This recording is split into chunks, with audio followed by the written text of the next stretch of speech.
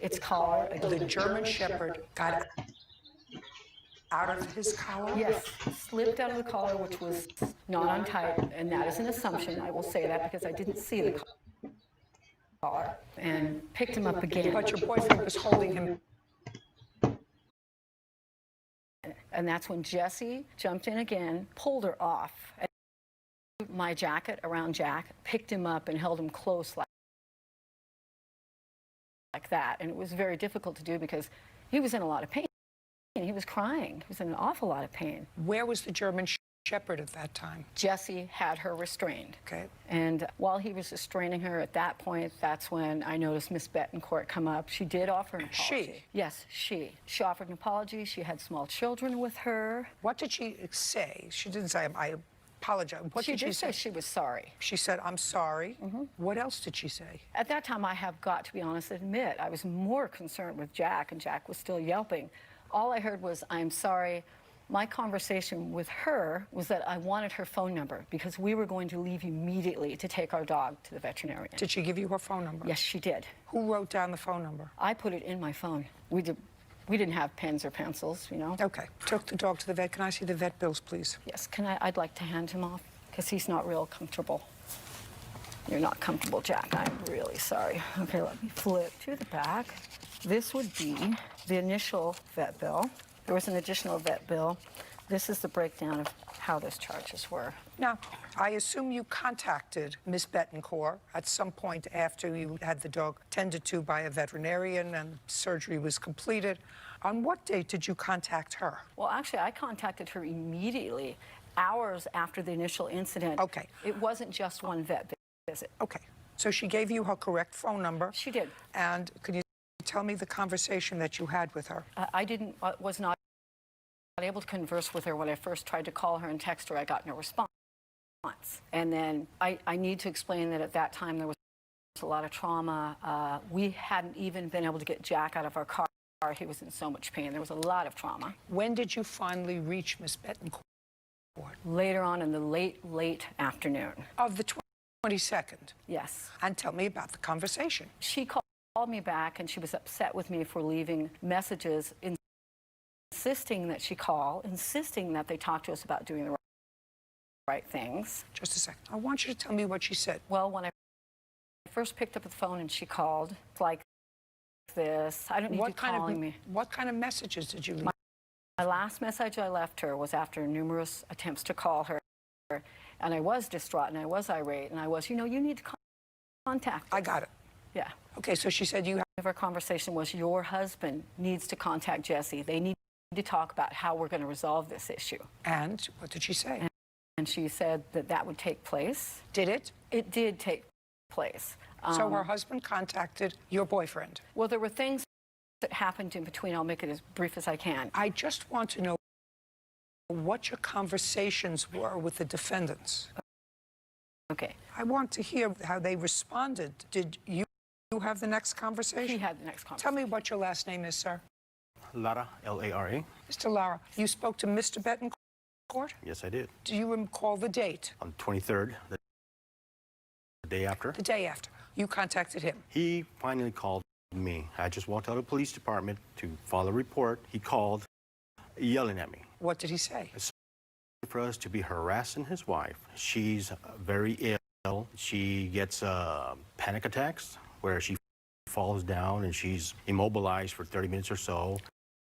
Things we didn't know. What did he say? He said that, flat out told me that we had no case. And I said, Joey, we do have a case against you. He said, well, we should have started talking man to man. And I just said... What does that mean, you should have talked man to man? I never said those words. Well, tell me what you said. What I said was I just was a little irate about how the conversation was going between them two. And he said, all I want to do is I just want to meet with you guys and go over exactly what happened. Well, that's great.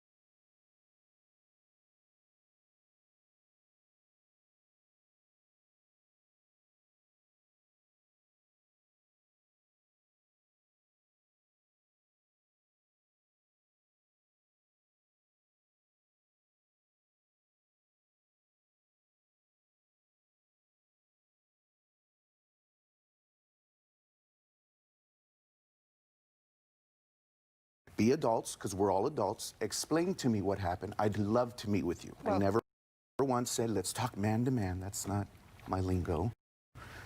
So that's kind of all that happened, was that he just wanted to explain what's going on. So Well, good, but you weren't there.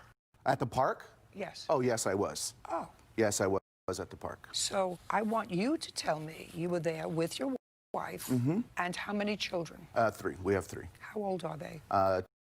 2-year-old. Well, she's going to be 2. Where were you? I was kind of still in the back, In the back where? like running from the field going to that location. I So- kind of have a bad back, so running that way Just a was going to second. be a problem. So What were you running from the field for? to see what was going on, she started running with the baby. Just a minute. So she's holding the baby and started to run. Right. And you were running after her. Correct. You didn't know why you were running after her? All I seen was a big tussle going on over there, and I was just running to see what's going on with her, because she just took off with my son, so, and she was running towards that. It's a big field. How big? Two football fields, probably. It's kind of Really? long, yeah. So you were 2 football fields away from where Correct. you finally got to where your wife and baby were. Did you see the plaintiffs? I did. What was Mr. Lara doing? He was standing there. I mean, he was holding a dog. And where was your dog? Nowhere to be found. Just kind of ran away. Just a second. Correct. Your dog was nowhere. Mm-hmm. Okay. You have anything to say to me? You have anything to say to me? Yeah, I have some evidence of some of the voice messages that Michelle I don't left care. me. What your responsibility was to say I was not in control of my dog. Of my dog. Of your dog. So you should have called her back immediately, because she's upset, just as you would be upset if her little dog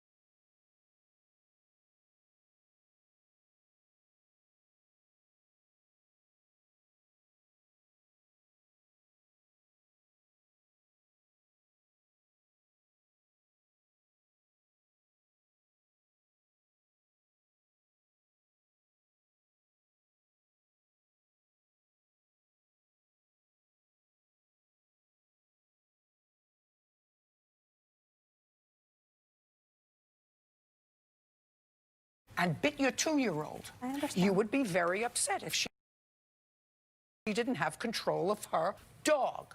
And this little dog did get a response because you're being blown off. Because you see that it's going to cost you money, because you know that the dog was injured. And your stupid answer says, it wasn't my German Shepherd. What's your name? Adam Lawson. And you bring along this fibber over here. You said, they brought you along to be the fibber because your friend here says the dog was 2 football fields away. Do you understand? Don't let anybody make a fool out of you. I didn't want to make a fool out. Put your hand down. I didn't want to make a fool out of you. He made a fool out of you. Why would you let another adult make a fool out of you? In front of me? Your Honor. I eat you for breakfast. Your Honor, you Judgment asked... for the plaintiff in the amount of $5,000. We're done here. Thank you, Your Honor. Parties are excused. You may step out. It was obvious by numerous text messages I had from her that this was their dog. It was another dog. It was another dog. I am saddened that we had to chase them because we gave them an opportunity of their own accord. Just the text messages, the voicemails. You know, I have 3 kids. I don't have time to sit there on my phone, you know, To come to us and talk to us about this situation. all day. And if I didn't respond within 30 minutes, they're leaving me messages that they were going to use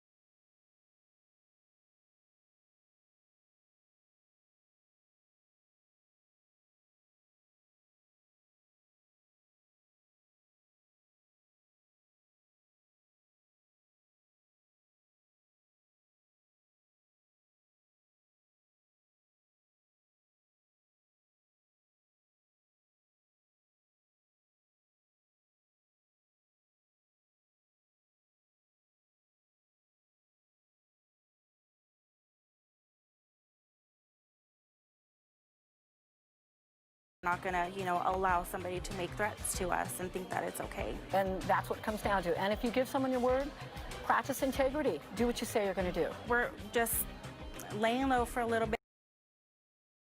bit, and we'll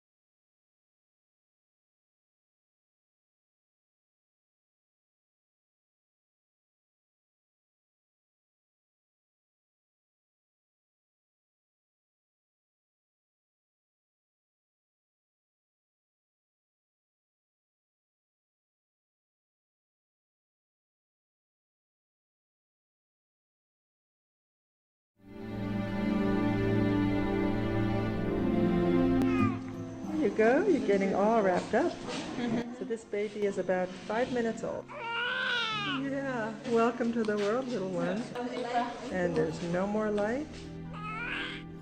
Hundreds of mothers in the developing world die each day, giving birth in dark and unsafe conditions, while midwives and doctors struggle to provide life-saving care in healthcare centers lacking electricity.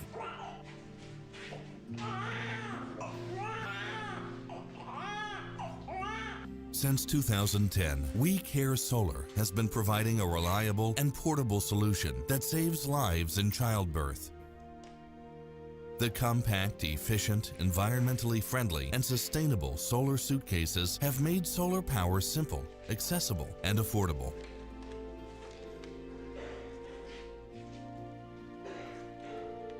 They enable clinicians to treat childbirth complications and avoid needless deaths in more than 20 countries in Africa and South Asia.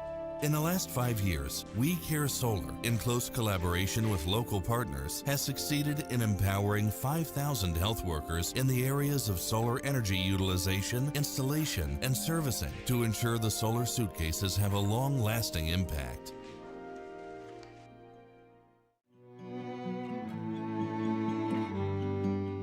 So as an obstetrician, I was trained to make childbirth a safe and joyful event. And when I learned that 500,000 women were dying in childbirth every single year, it just astounded me.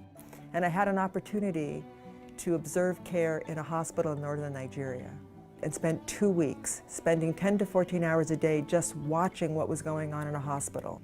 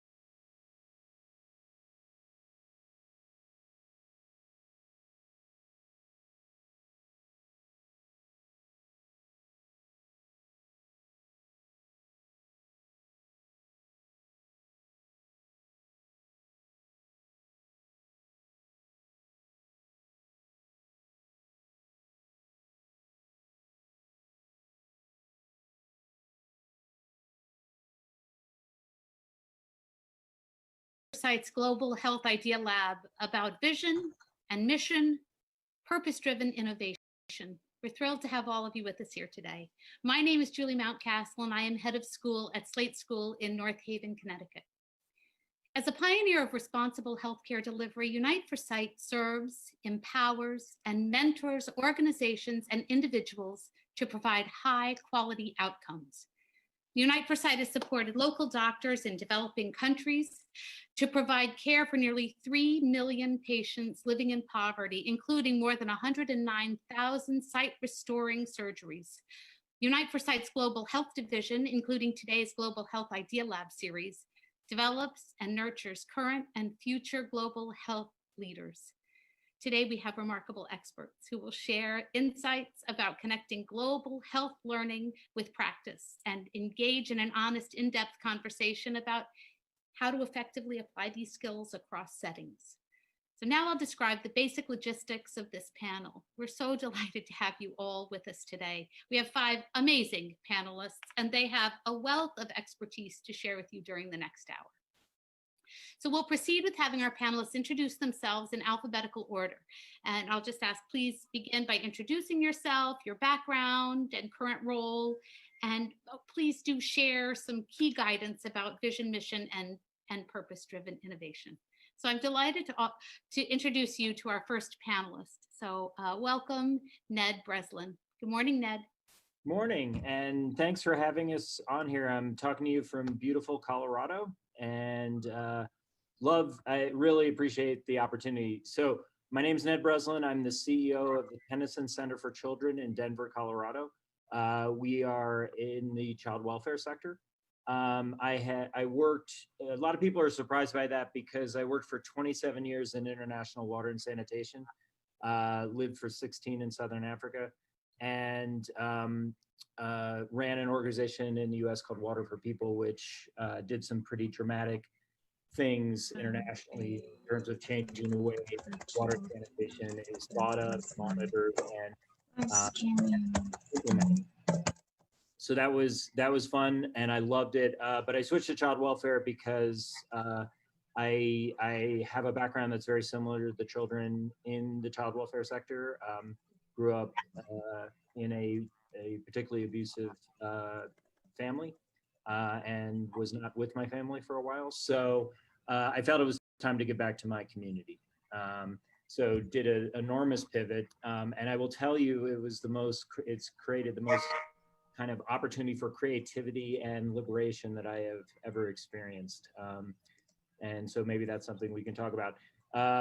Bottom line is everything we're doing is driving towards, whether it was in water and sanitation and child welfare, we imagine what a better world would look like, hold ourselves accountable to getting there, and take real risks to live our mission, vision, and values in the work that we do and hold ourselves accountable to it. And I'm looking forward to talking about it.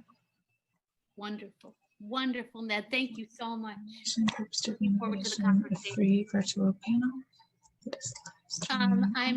You know what, Amy, I think we need to have you mute. Maybe I'm hearing you a little bit. Next, thanks so much. Next, I'm looking to introduce Eliza Squibb. Eliza, welcome. Good morning. Thank you. I am truly honored to be a participant on the panel today. I'm an artist and textile designer based in Rhode Island. And for me, when I hear purpose-driven innovation, it connects to the idea of human-centered design, which fundamentally means that people and their needs are the driving force behind innovation. So as an artist working in global health, I find my own purpose by working on those communication challenges. And this could mean looking at where there's a gap between services that are offered and what the population may understand about those services, and breaking down any barriers that relate to language or literacy. Now, connecting to that mission as a textile designer, I try to bring my own specific skill set, and fabric is something that is a fundamental need of human beings, and all over the world there's different craft traditions, so I think it's really the perfect medium for some visual communication. And concretely what that means is in projects that we've done in West Africa, We collaborate with local healthcare providers and artists to create textile designs that can be produced locally and used for health promotion. So either as tools by healthcare providers who are explaining messages to the population, or by the population themselves to increase their access to care. So I'm so excited to be here and sharing and learning from this panel. Thank you. Wonderful, Eliza, wonderful. And now I just introduce everyone to Robin Allenson Smalley. Hello, Robin. Hi, I'm so happy to be here. Unfortunately, this is not inside my house, just in case you were wondering, but it's in front of me. So I'm joining you from Los Angeles. I'm the co-founder and chief connector of Mothers to Mothers. And in terms of background, my background actually as a television director, writer, producer, did not provide traditional preparation to found and run a brand new tiny grassroots organization that we founded in the back of a car with nothing but an idea that we believed in. That turned into Mothers to Mothers. And here we are today. Mothers to Mothers operates throughout 10 sub-Saharan countries. We've reached over 11 million women and children and are the largest intentional employer of HIV positive women globally. And what I'm most proud of, we've eliminated pediatric AIDS among our clients for the past 5 consecutive years. So fortunately for me and everyone I had to sell the idea to, you didn't need a medical or public health background to understand our innovation. The mentor-mother model was so clear and so simple right from the beginning. It's training, employing, and empowering mothers living with HIV to create healthy families and an HIV-free generation. Employing local women to fill the gaps of an overburdened medical system was unheard of in the day when we started. Africa was a continent that really relied on women as unpaid volunteers, but so critical to us was the knowledge that people don't feel valued unless they're treated like they are of value. So the sense of it was clear to us. This would provide mentorship, education, support, fight stigma, and make healthcare accessible to all. The purpose was clear, the innovation was simple. And so I think that really is my key advice to anyone looking to realize their own purpose-driven innovation is simplicity, clarity, and be able to say your message so that everybody can understand and that it's inclusive. We're building up steam here for a great conversation. I'm getting so excited. And our next panelist, also wonderful, Laura Stachel. Good morning, Laura. Hey, good morning. I'm also delighted to be here. So I am a physician actually by training, an obstetrician gynecologist, and the organization that I co-founded and now I'm the executive director for is called We Care Solar. We Care Solar brings compact solar electric units to health facilities around the world, but mostly in Africa. We now have an initiative called Light Every Birth, which is really focusing on bringing light to every public health facility throughout our strategic countries in order to improve the safety of childbirth. And I kind of related to what Ned said, because as a physician, I started working in Nigeria in 2008, and I was actually working in a hospital where they didn't have reliable electricity. And I was doing a cesarean section when the lights went out, and I realized this was something that was a daily occurrence. And I saw in front of me people literally dying because of a lack of reliable electricity. And so it was my connection to the experience of what I was having that made me think, you know, something has got to change. It was something that was so different than anything I had ever experienced as a physician in the United States. The idea that you wouldn't have electricity in a hospital or a health center, that really started me on my journey.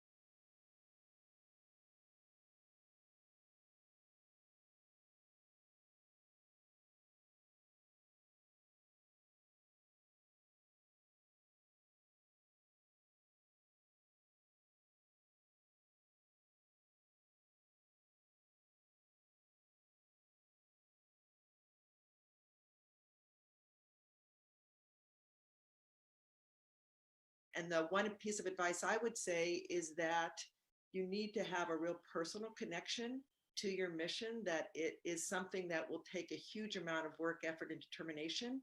And so passion, I think, is really at the heart of everything we do to keep us going.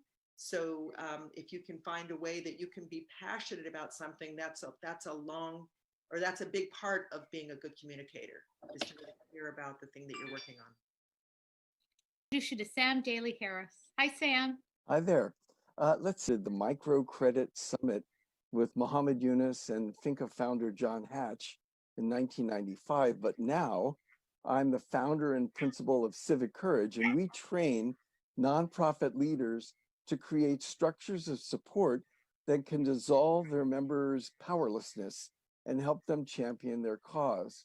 My background, I am a musician with degrees in music, but the death of a friend at the time of high school graduation in 1964 and the assassination of Robert Kennedy at the time of college graduation in 1968 led me to ask the questions of purpose.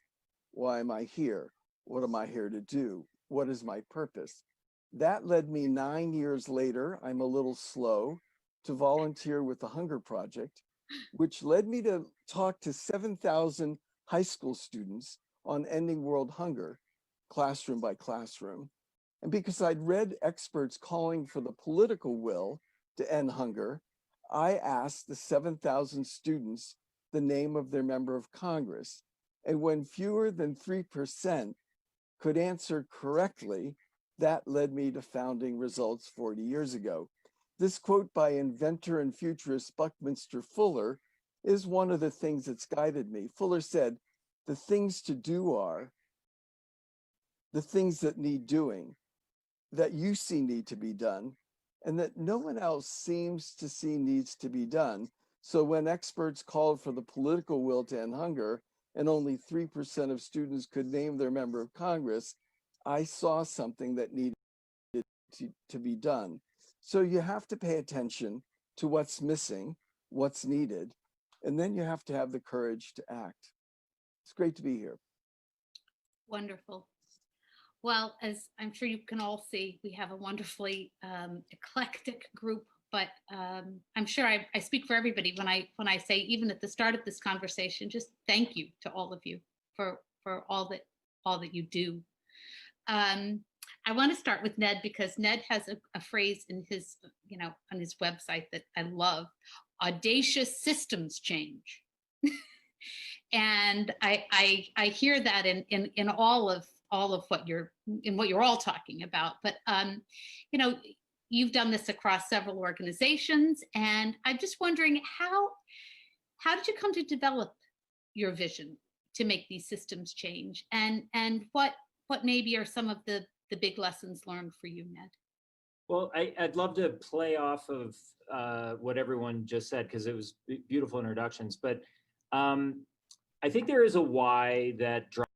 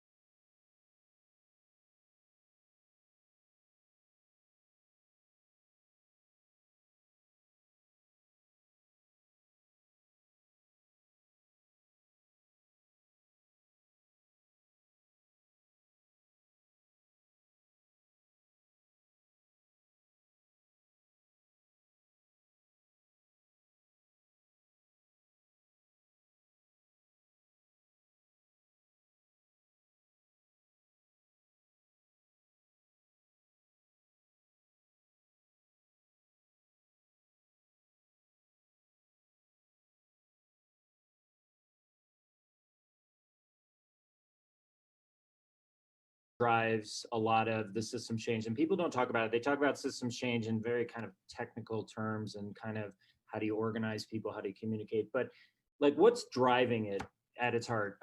So very common for a person with my background. The issues you're dealing with are abandonment, right? So I was not with my family. My family abandoned me.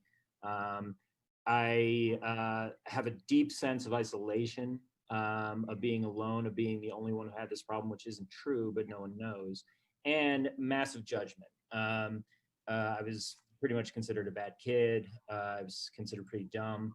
The only kid in my high school who didn't get into college. And instead of like understanding the reasons why that was happening, it was just easier to label me. That is a story that we see all over the world. Everyone has touched those things. And so the work that we've done first in the water sector and what we're doing in child welfare is tapping that in all of us. We're seeing it all around us in the US. I mean, all of us have very heavy hearts right now as the pandemic of a virus and the pandemic of racism come together. And there is a lot of abandonment, isolation, and judgment in all of that. So what we did at Water for People was we changed the way the water sector worked by understanding in water and sanitation that